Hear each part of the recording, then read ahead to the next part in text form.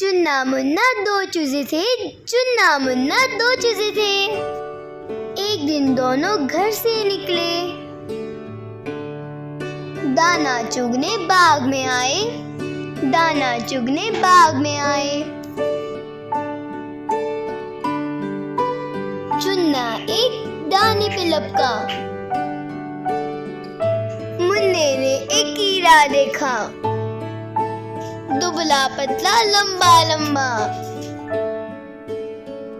चुन्ने ने मुन्ने को बुलाया, चुन्ने ने मुन्ने को बुलाया।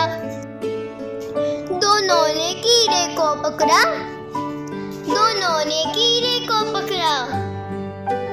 जोर से पकड़ा, जोर से खींचा, कीड़ा बाहर खींचता आया।